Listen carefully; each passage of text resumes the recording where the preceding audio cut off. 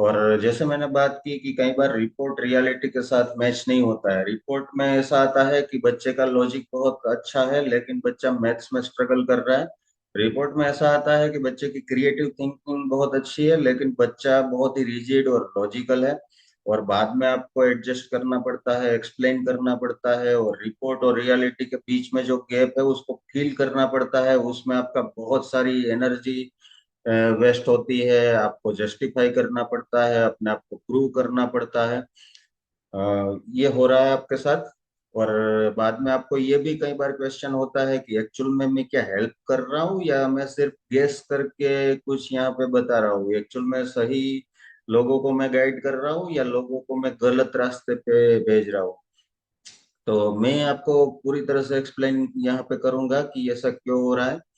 ऐसा नहीं है कि आप कुछ गलत कर रहे हैं, ऐसा भी नहीं है कि बच्चा झूठ बोल रहा है या गलत आंसर टिक कर रहा है, तो ऐसा भी नहीं है कि पेरेंट इंटरफियर कर रहे हैं टेस्ट में इस वजह से ये हो रहा है। लेकिन जो टूल आप यूज कर रहे हैं, साइकोमेट्रिक या एप्टीट्यूड टूल जो यूज कर रहे हैं, वो गलत चीजों को मेजर कर रहा है। वो एक्चुअल में इनबॉर्न टैलेंट मेजर करने के लिए नहीं बना है। और जब मैं डिटेल में पूरी तरह से आपको ये एक्सप्लेन करूंगा डेटा के साथ, तो आपको ये समझ में आएगा और आप इसको इग्नोर नहीं कर पाएंगे बाद में। मेरा नाम राजेश कुंबानी है और अगले 40 मिनट्स में मैं जो आपको करियर काउंसलिंग के बारे में जो बताऊंगा उससे आपका पूरा नजरिया चेंज हो जाएगा, आप जिस तरह से करियर काउंसलिंग को देखते हैं। और सबसे बड़ा ट्रूथ ये है जो सारे एक्सपीरियंस्ड काउंसलर जानते हैं कि रिपोर्ट मैच नहीं हो रहा है, ये सब लोग जानते हैं। और बाद में जो कॉन्ट्रडिक्शन हो रहे हैं वो आप एक्सप्लेन करते हो और बाद में इंट्यूटिवली कोई बीच का रास्ता निकालते हो। और रिपोर्ट को भी सही प्रूव करना है आपको, पेरेंट्स को भी आप डिनाई नहीं कर सकते। और आपने पैसे लिए हैं तो किसी भी तरह आपको डिलीवर करना है, आपके पास और कोई रास्ता नहीं है, दूसरा कुछ आप नहीं कर सकते, ये आपका प्रॉब्लम है। ये ट्विंकल जी है, अहमदाबाद से है, हमारे साथ काम करते हैं और एकेडमिक्स में पिछले 10 सालों से वो काम करते हैं। और उन्होंने सारे टूल्स का यूज किया है, साइकोमेट्रिक, एप्टीट्यूड, डीएमआईटी। तो हम उनकी राय जानते हैं कि उनका क्या एक्सपीरियंस है। So there is right. a psychometric test, there is aptitude test, and the right. third one is DMIT. Right. Okay, so मैंने साइकोमेट्रिक ट्राई किया, मैंने एप्टीट्यूड टेस्ट ट्राई किया, बट मुझे कहीं पे पजल मिसिंग लगता था कि it is not giving the holistic picture of the students, कि उनमें ओके। और चीजें हैं जो अनएक्सप्लोर्ड रह जा रही हैं, हम्म। which I came to when I came across DMIT. I hmm. got to know, ठीक है, डर्मेटोग्राफिक्स मल्टीपल इंटेलिजेंस टेस्ट ऐसा है जो ओवरऑल पिक्चर देता है स्टूडेंट की पर्सनालिटी के बारे में, उनकी हम्म। लर्निंग स्टाइल के बारे में, और उनका इंटेलिजेंस कौन सा सबसे ज्यादा अच्छा है। ये तीन मेजर हम्म। एरिया के बारे में DMIT क्लियरली बता देता है। और उसके बेसिस पे जब उनको गाइडेंस मिलता है, so they are in a better situation to take decision. Right. Ultimately decide student को ही करना है, पेरेंट्स को कलेक्टिवली ही करना है, बट जो हम गाइड कर सकते हैं उसके लिए DMIT I found something is very very important tool, and so I went with DMIT. सबसे बड़ा प्रॉब्लम यह है कि बच्चा जब हमारे पास आता है तो उसको क्रिकेट भी पसंद है, उसको साइंस भी पसंद है, म्यूजिक भी पसंद है, तीनों इक्वली पसंद है। और वो कंफ्यूज्ड है कि एक्चुअल में वो कंपेयर कैसे करे तीनों को, वो सबसे बेस्ट कहाँ पे है। और हम सॉल्यूशन ये बताते हैं कि तुम अपने बारे में सब कुछ बताओ और उसके बेसिस पे हम तुम्हें बताएंगे कि तुम्हें क्या करना चाहिए। अगर उसको खुद पता होता कि सबसे बेस्ट उसके लिए क्या है तब तो वो हमारे पास आता ही नहीं। और एक्चुअल में ये ऐसा हो रहा है कि हम कंफ्यूज्ड पर्सन से ही पूछ रहे हैं कि तुम अपना कंफ्यूजन खुद सोल्व करो। एक्चुअल में साइकोमेट्रिक और एप्टीट्यूड टेस्ट एडल्ट के लिए बने हैं, वो थेरापी के लिए सबसे बेस्ट है। अगर किसी का करंट स्टेट ऑफ माइंड क्या है वो जानना है तो वो साइकोमेट्रिक सबसे बेस्ट है। लेकिन इनबॉर्न टैलेंट हम उससे आइडेंटिफाई नहीं कर सकते, जो हम आगे देखेंगे। और बच्चे बच्चे क्यों सही आंसर नहीं दे पा रहे, क्या प्रॉब्लम हो रहा है, तो उसके तीन बायोलॉजिकल रीजंस है। ये कोई साइकोलॉजी थियरी की हम यहाँ पे बात नहीं कर रहे हैं, हम न्यूरो साइंस की बात कर रहे हैं, हम एज वाइज ब्रेन कैसे डेवलप हो रहा है उसकी बात कर रहे हैं। और उसकी वजह से बच्चे क्यों आंसर नहीं दे पा रहे हैं वो हम यहाँ पे आइडेंटिफाई करेंगे। सबसे पहला रीजन है ब्रेन का डेवलपमेंट जो एज वाइज होता है वो हमें समझना पड़ेगा।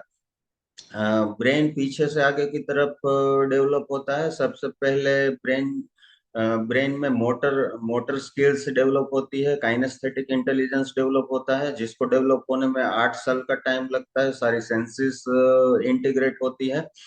और उसके बाद हमारा लिम्बिक सिस्टम डेवलप होता है, इमोशनल ब्रेन डेवलप होता है, उसको डेवलप होने में और 8 साल लगते हैं। 16 साल तक वो डेवलप होता है। और 14 से 16 साल की एज में इमोशनल ब्रेन पूरी तरह से 100% डेवलप हो जाता है। और पूरा ब्रेन डेवलप होने में 25 साल लगता है, ह्यूमन ब्रेन को डेवलप होने में।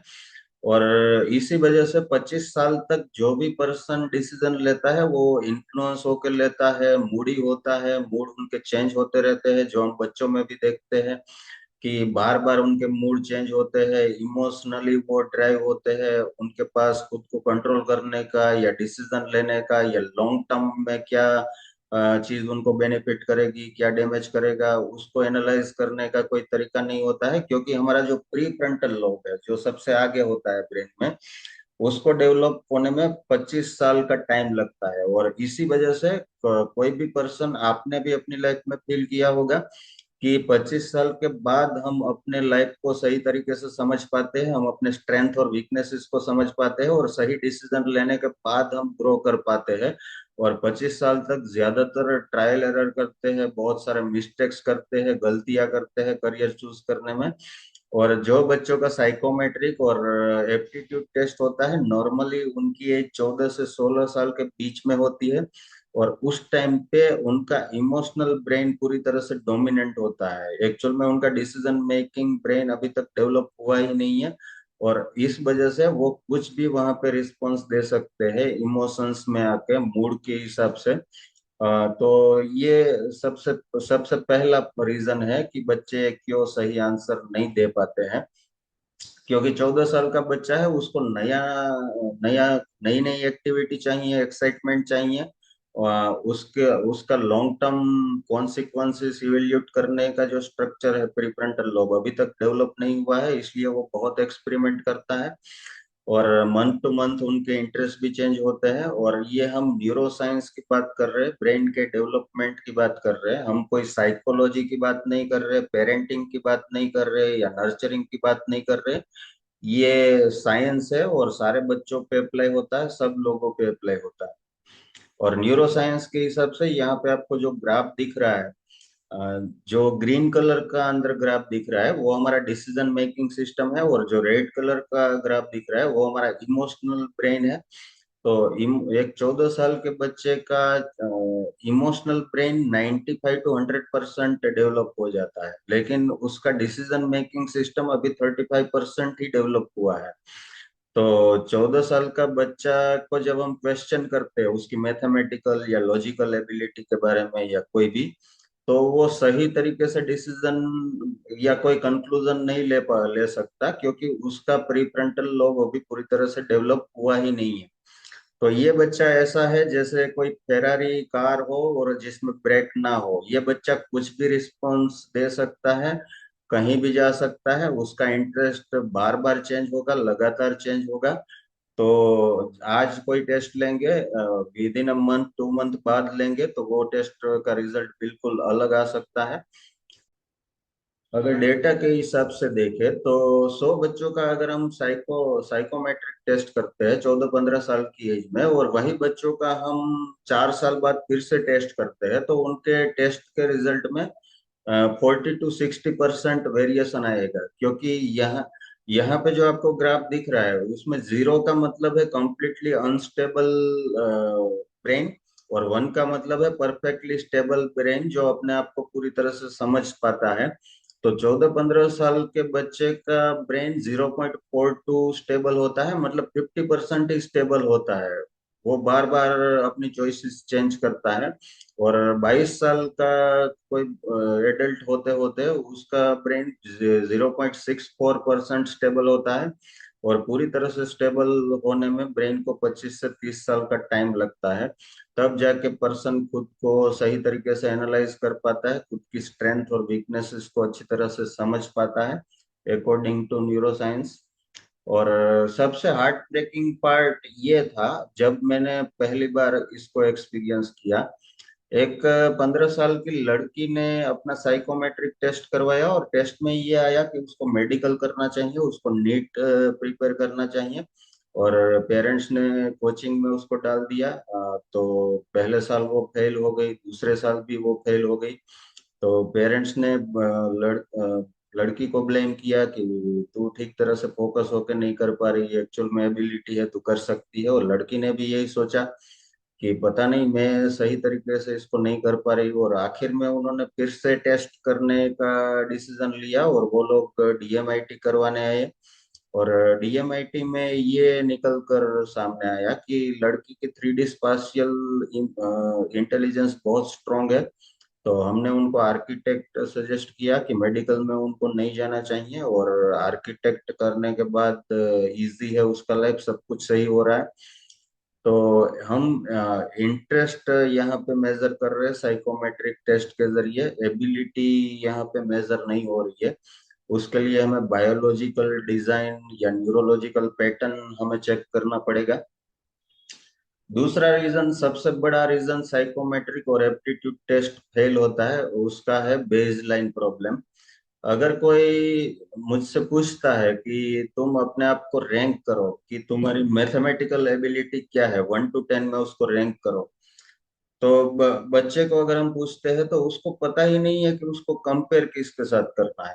मैथमेटिकल एबिलिटी उसके क्लासमेट्स जो दूसरे स्टूडेंट है उसके साथ कंपेयर करके रैंक करना है, या उसके ब्रदर सिस्टर है उसकी मैथमेटिकल एबिलिटी के साथ वो कंपेयर करे, या उसके पेरेंट्स की एबिलिटी के साथ कंपेयर करे, या अल्बर्ट आइंस्टाइन जो मैथमेटिक्स जानता है उसके साथ वो कंपेयर करके आंसर करे।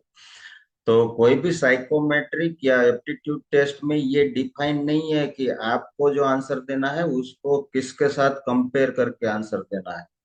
तो कोई बच्चा मान लो मैथमेटिक्स उसका बहुत अच्छा है, मेरा मैथमेटिक्स बहुत अच्छा है, तो मैं यहाँ पे आंसर दे सकता हूँ कि मेरा मैथमेटिक्स बहुत स्ट्रांग है, लेकिन उसका मतलब ये नहीं है कि मैं लॉजिकल इंटेलिजेंस के एरिया में अच्छा काम कर सकता हूँ या अच्छा इंजीनियर बन सकता हूँ। तो बच्चे के साथ भी यही होता है कि मान लो कोई बच्चे को पूछा गया कि उसका मैथमेटिक्स कैसा है, और वो अल्बर्ट आइंस्टाइन की कंपैरिजन में आंसर दे, तो वो आंसर गलत भी हो सकता है। एक्चुअल में उसका मैथमेटिक्स बहुत अच्छा है लेकिन आइंस्टाइन की कंपैरिजन में बहुत कम है। और कोई बच्चे का मैथमेटिक्स इतना अच्छा नहीं है लेकिन वो अपने छोटे ब्रदर सिस्टर है उनका कंपेयर करके वो अगर आंसर देगा तो उसको ऐसा लगेगा कि उसका मैथमेटिक्स सबसे बेस्ट है, क्योंकि वो अपने से छोटे ब्रदर सिस्टर से कंपेयर करके सोच के दे रहा है। तो यहाँ पे कोई कोई डिफाइंड बेसलाइन नहीं है किसी भी क्वेश्चन का आंसर देने के लिए। तो बेसलाइन के बिना कोई भी आंसर हमें मिल रहा है वो मीनिंगलेस है। और हम उस डेटा के बेसिस पे हम किसी को करियर सजेस्ट कर रहे हैं जो बिल्कुल गेस वर्क है, जहाँ पे बच्चे को एक्चुअल में पता ही नहीं है कि किसके साथ कंपेयर करके मुझे आंसर देना है। और ह्यूमन साइकोलॉजी की अगर बात करें तो मान लीजिए किसी बच्चे का लॉजिकल इंटेलिजेंस बहुत अच्छा है, तो कोई लॉजिकल एक्टिविटी में अगर देता हूँ तो वो तुरंत ही थोड़े टाइम में ही उसको पूरा एनालाइज करके वहां पे उसको सोल्व करके कंप्लीट कर देगा, और बाद में दूसरी एक्टिविटी पे चला जाएगा। क्योंकि लॉजिकल इंटेलिजेंस अच्छा है तो वो तुरंत ही उसको सोल्व कर सकता है, और बाद में वो उसको बोरिंग भी लगेगा क्योंकि उसके लिए बहुत इजी है। और हमारे लिए जो इजी होता है वो हमें बोरिंग लगता है, जो डिफिकल्ट होता है उसमें हमें ज्यादा इंटरेस्ट होता है। और ऐसे बच्चे को आर्ट क्लास ज्यादा डिफिकल्ट लगेगा तो वहां पे उसको ज्यादा एफर्ट ज्यादा फोकस करने की जरूरत पड़ेगी, उसको कुछ नया लगेगा। जबकि लॉजिकल इंटेलिजेंस उसका अच्छा है, और जब उसका इंटरेस्ट टेस्ट लिया जाएगा साइकोमेट्रिक या एप्टीट्यूड, तो उसमें लॉजिकल इंटेलिजेंस के जो क्वेश्चन है उसमें वो ऐसा बताएगा कि मुझे इंटरेस्ट नहीं है, कम इंटरेस्ट है, जबकि क्रिएटिव एक्टिविटी में वो ज्यादा इंटरेस्ट वहां पे दिखाएगा। लेकिन एक्चुअल में ऐसा होता है कि जहाँ पे हमारा टैलेंट होता है वहां पे इंटरेस्ट हम कम शो करते हैं, क्योंकि वो बहुत इजी होता है हमारे लिए। और जहाँ पे हम कम टैलेंटेड होते हैं वहां पे हम ज्यादा इंटरेस्टेड रहते हैं, क्योंकि वो हमारे लिए डिफिकल्ट होता है, चैलेंजिंग होता है। तो जो बच्चे का टैलेंट ज्यादा होता है उन लोगों के केस में रिपोर्ट बिल्कुल कॉन्ट्राडिक्ट आ सकते हैं, बिल्कुल ऑपोजिट आ सकते हैं, और बाद में उनका बहुत सारा टाइम वेस्ट हो सकता है। तो इंटरेस्ट अलग शो करता है और एबिलिटी कुछ अलग होती है। तो हम यहाँ पे जो एक्साइटिंग है उसको मेजर कर रहे हैं, एक्चुअल बायोलॉजिकल डिजाइन को हम मेजर नहीं कर रहे हैं। जो इजी है वो हमें बोरिंग लग रहा है, तो हम इस वजह से उसमें इंटरेस्टेड नहीं है। और जो हार्ड थिंग है वो हमें चैलेंजिंग लग रही है, इस वजह से हम इंटरेस्टेड है। तो जब भी हम इंटरेस्ट मेजर करेंगे तो उससे हम एक्चुअल जो टैलेंट है उसको मिस कर देंगे।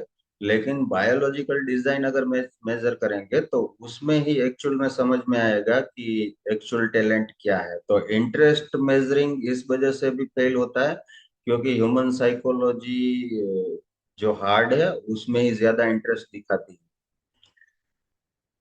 और यहाँ पे एक और ट्रेनर का व्यू हम देखेंगे जो पुणे से है, मोनिका जी, जो कॉरपोरेट ट्रेनर है और स्कूल्स में भी ट्रेनिंग देते हैं, टीचर्स को भी ट्रेन करते हैं, और बहुत सालों से साइकोमेट्रिक एप्टीट्यूड और डीएमआईटी टूल्स का यूज करते हैं। उनका क्या ओपिनियन है कि कौन सा टूल यूज करना चाहिए, वो हम देखते हैं।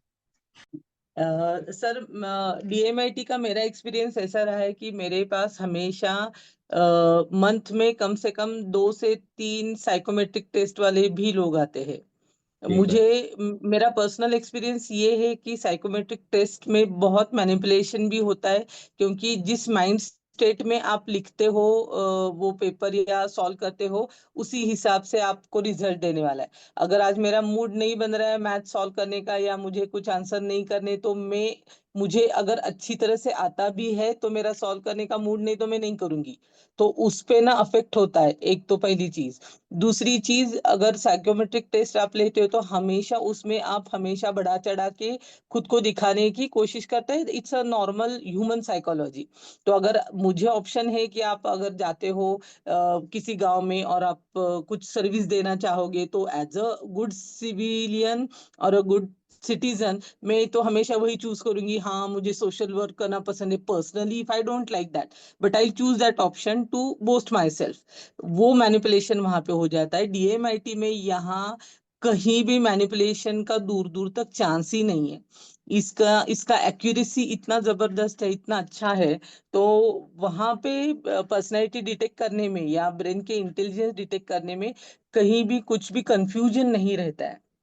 क्योंकि बहुत बार साइकोमेट्रिक टेस्ट में कुछ अलग ही करियर बताते हैं, and those parents are totally disagree with that, कि अगर मुझे ये टेस्ट में स्कूल में ये बताया गया है and my child is not interested in this field, but अगर मैं डीएमआईटी करवाती हूँ तो जो भी आता है ना रिपोर्ट, तो उसमें वो 110 नहीं 200% they get agree with that, कि अच्छा। क्योंकि ये डिफरेंस मैंने पर्सनली अपने पर्सनल एक्सपीरियंस से मैं बता रही हूँ कि ये मैंने बहुत बार देखा।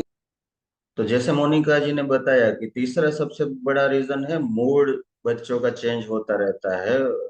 कोई एक दिन ऐसा है जब बच्चे ने अच्छा प्रेजेंटेशन दिया है स्कूल में, वो बहुत कॉन्फिडेंट है, टीचर ने भी प्रेज किया है, और उस टाइम पे उसका साइकोमेट्रिक टेस्ट किया गया तो वो बहुत कॉन्फिडेंट होके सारे सारे आंसर देगा। और कोई दिन ऐसा है जब वो बिल्कुल फेल हो गया है कोई टेस्ट में और अंदर से बिल्कुल इनसिक्योर है और पेरेंट्स ने भी क्रिटिसाइज किया है, तो वही बच्चा अलग साइकोमेट्रिक के आंसर देगा। सेम ब्रेन है लेकिन मूड चेंज हो जाने से बच्चे का आंसर चेंज हो जाएगा, क्योंकि बच्चा बिल्कुल इमोशनल है, उसका इमोशनल ब्रेन उसको ड्राइव कर रहा है। और हम सारे करियर डिसीजन इसी आंसर के बेसिस पे ले रहे हैं, जो कि मूड पे डिपेंड है। तो एक्चुअल में हम यहाँ पे क्या मेजर कर रहे हैं, हम बेसलाइन कंफ्यूजन को मेजर कर रहे हैं, जहाँ पे कोई रेफरेंस पॉइंट नहीं है कि किसके साथ कंपेयर करके मुझे आंसर देना है। हम मूड को मेजर कर रहे हैं। जो एनवायरनमेंट से इन्फ्लुएंस हो रहा है, बाहर के पॉजिटिव नेगेटिव जो भी एक्सपीरियंस है उस पे डिपेंड होता है आंसर। और जो ब्रेन इनकम्प्लीट है उससे हम पूछ कर हम फाइनल डिसीजन ले रहे हैं, क्योंकि वहां पे डिसीजन लेने वाला ब्रेन पूरी तरह से डेवलप हुआ ही नहीं है। और कई बार पेरेंट्स का भी प्रेशर होता है, इस वजह से भी बच्चा गलत आंसर देता है, और पेरेंट्स का इन्फ्लुएंस की वजह से भी ये होता है। तो सोशल प्रेशर का भी यहाँ पे इफेक्ट हो रहा है। और सोशल अवेयरनेस गैप्स है, क्योंकि बच्चा खुद के बारे में नहीं जानता है। तो यहाँ पे क्वेश्चन ये है कि हम ऐसे मेडिकल टेस्ट पे ट्रस्ट करेंगे जो 41% इनएक्यूरेट है, उसके बेसिस पे हम कोई बड़ा हेल्थ का डिसीजन या कोई सर्जरी का डिसीजन ले सकते हैं? नहीं ले सकते। तो इसी तरह से ये टेस्ट भी ऐसा ही है जहाँ पे 41% से ज्यादा इनएक्यूरेसी है जो भी हम मेजर कर रहे हैं। और उसके बेसिस पे हम बच्चे का 5-10 साल आगे उसको क्या करना चाहिए वो डिसीजन ले रहे हैं। तो ये बहुत ही रिस्की है, और बहुत सारा टाइम और पैसा इसमें वेस्ट हो सकता है पेरेंट्स का। ये ऐसा ही है जैसे थर्मोमीटर के जरिए हम ह्यूमिडिटी को मेजर करें। थर्मोमीटर से हम ह्यूमिडिटी को मेजर नहीं कर सकते। और यहाँ पे टूल टूल का प्रॉब्लम नहीं है, लेकिन टूल को हम गलत चीजों को मेजर करने के लिए यूज कर रहे हैं। ये टूल इनबॉर्न टैलेंट मेजर करने के लिए नहीं बना है। इंटरेस्ट टेस्ट हमें कभी जो हमारी एक्चुअल एबिलिटी है उसके बारे में नहीं बता सकते। और करियर काउंसलर और डॉक्टर को अगर हम कंपेयर करें, तो जब पेशेंट कोई डॉक्टर के पास जाता है और बताता है कि मेरा सिर में दर्द है या कुछ और प्रॉब्लम है, तो डॉक्टर सिर्फ पेरेंट की बातों पे ट्रस्ट नहीं करता है, वो ब्लड टेस्ट भी करवाता है, वो एक्सरे भी करवाता है, वो फिजिकल एग्जामिनेशन भी करता है, और आगे की मेडिकल हिस्ट्री क्या है वो कॉन्टेक्स्ट भी चेक करता है, और बाद में कोई ट्रीटमेंट डिसाइड करता है या मेडिसिन सजेस्ट करता है। जबकि काउंसलर बच्चा जब काउंसलर के पास आता है साइकोमेट्रिक करवाने, और बच्चा बताता है कि ये 3 ऑप्शन है, साइंस, म्यूजिक और क्रिकेट, तीनों में से मुझे पता नहीं है क्या करना चाहिए। तो काउंसलर बच्चे से ही पूछता है सारे आंसर, और उसके बेसिस पे ही बाद में वो उसको कोई कुछ सजेशन करता है। मतलब बच्चे का जो अपना परसेप्शन है उस पे ही डिपेंड होके साइकोमेट्रिक या एप्टीट्यूड टेस्ट में जो लॉन्ग टर्म उसको क्या करना चाहिए वो सजेस्ट किया जा रहा है, वो बहुत ही रिस्की है। क्योंकि बच्चा वहां पे अपना परसेप्शन दे रहा है जो कि वो एबल नहीं है उसको आइडेंटिफाई करने में। तो रूट प्रॉब्लम यहाँ पे क्या है? ये टूल साइकोमेट्रिक या एप्टीट्यूड स्टेबल एडल्ट्स के लिए बनाया गया है। जो हम डेवलपिंग चाइल्ड है, जो अभी डेवलप हो रहे हैं, पूरी तरह से डेवलप नहीं हुए, उस पे अप्लाई कर रहे हैं। जिनकी अपनी सेल्फ अवेयरनेस पूरी तरह से नहीं है, जिनका डिसीजन डिसीजन मेकिंग 35% ही डेवलप हुआ है, मूड्स उनके डेली चेंज हो रहे हैं, इंटरेस्ट उनके मंथली चेंज हो रहे हैं, और आइडेंटिटी अभी वो पूरी तरह से फॉर्म नहीं हुई है। तो टूल यहाँ पे फेल नहीं हो रहा है, लेकिन हम टूल को गलत पर्पस के लिए यूज कर रहे हैं, ये प्रॉब्लम है। ये अरुण कुमार जी है जो दिल्ली से है, जो पिछले 22 सालों से एचआर में काम करते हैं, और डेली वो टैलेंट के साथ काम करते हैं, और वो भी बहुत सारे टूल्स का यूज करते हैं, साइकोमेट्रिक, एप्टीट्यूड, पर्सनालिटी टेस्ट और डीएमआईटी भी वो कर रहे हैं। तो हम उनसे जानेंगे कि उनका क्या एक्सपीरियंस है, कौन सा टूल उनको सही लगता है। साइकोमेट्रिक टेस्ट का रिपोर्ट, फिर मैंने साइकोमेट्रिक टेस्ट पे जब कंपनी के अंदर में कुछ लोगों का किया मिड मैनेजमेंट लेवल का, तो मैंने देखा कि अगर किसी को ये कंसेप्ट पता हो कि साइकोमेट्रिक टेस्ट का बैकग्राउंड क्या है, अगर किसी ने कुछ वीडियो देख के कंसेप्ट ले लिया तो वो तो मैनिपुलेट कर सकता है। केवल कंसिस्टेंसी होनी चाहिए कि जो आपने बोला, अगर उस लेवल पे कंसिस्टेंसी है तो वन कैन डेफिनेटली मैनिपुलेट।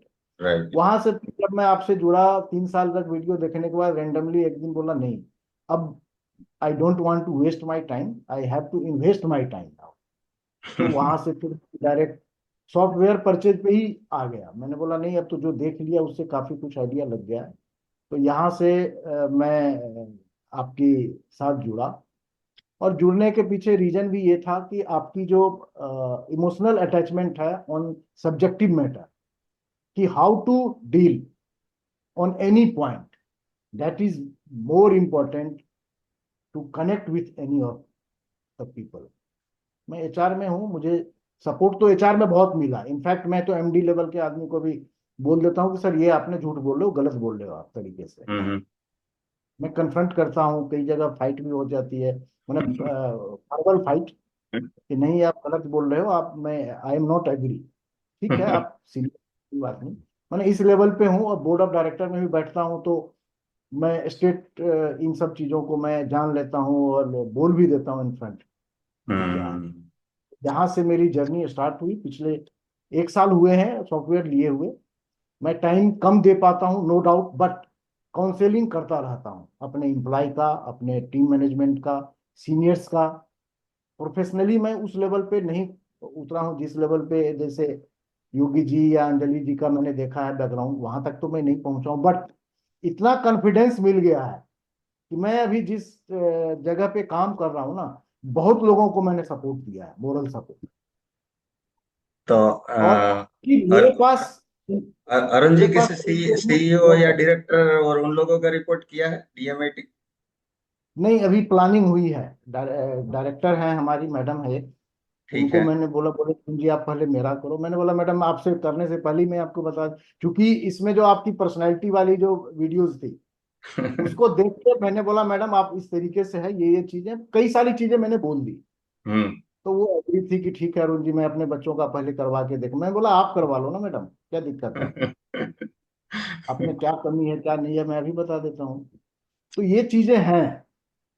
और जब मैंने सॉफ्टवेयर ली है, उसके बाद जो आपसे एक जो सबसे बड़ा गेम चेंजर था मेरे लिए, वो ये था, हम्म और सभी को हो रहा होगा, जो हम्म रेडियल आपने समझाया है उसको समझना।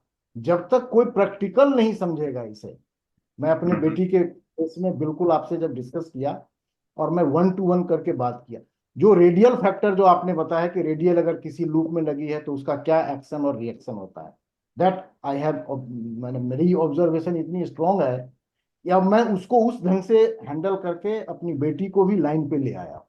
Great great great great. इसका मतलब ये है कि यहाँ पे पेरेंट्स की भी कोई गलती नहीं है, या बच्चा भी झूठ नहीं बोल रहा है, या काउंसलर भी फेल नहीं हो रहा है, लेकिन टूल परसेप्शन को मेजर कर रहा है, कैपेबिलिटी को मेजर नहीं कर रहा है। ओपिनियन यहाँ पे मेजर हो रहा है, एक्चुअल बायोलॉजी मेजर नहीं हो रही, इंटरेस्ट मेजर हो रहा है, एक्चुअल एबिलिटी मेजर नहीं हो रही है। और इस वजह से सबसे बड़ा क्वेश्चन ये है कि अगर हम सेल्फ रिपोर्ट जो बच्चे खुद अपने बारे में दे रहे हैं उस पर अगर रिलाई नहीं कर सकते, तो एक्चुअल एबिलिटी को कौन से टूल से हम मेजर कर सकते हैं, या बायोलॉजिकल डिजाइन को हम कैसे कैप्चर कर सकते हैं, या कौन सा ऐसा टूल है जो मूड के साथ चेंज नहीं होता है, जिसका मूड जो मूड पे डिपेंड नहीं है, या हम एक्चुअल वायरिंग को कैसे आइडेंटिफाई कर सकते हैं ओपिनियन को आइडेंटिफाई ना करके। तो एक सिस्टम ऐसा है जिससे हम बायोलॉजिकल डिजाइन को मेजर करेंगे, ओपिनियन वहां पे मैटर नहीं करेगा क्योंकि कोई क्वेश्चन हम नहीं पूछेंगे किसी से, और वो कांस्टेंट होगा वहां पे, रिजल्ट वो मूड पे डिपेंड नहीं होगा। और सेल्फ अवेयरनेस की वहां पे कोई जरूरत नहीं है, बच्चे को खुद को एनालाइज करने की जरूरत नहीं है, एक्चुअल ब्रेन का वायरिंग कैसे है, न्यूरोलॉजिकल पैटर्न क्या है वो मेजर करेंगे। और वो बर्थ से लेकर डेथ तक सेम रहता है, वो किसी भी पर्सन का मेजर करे, और एक्चुअल में ये वैलिडेटेड है पिछले 40 सालों से न्यूरो साइंस के थ्रू।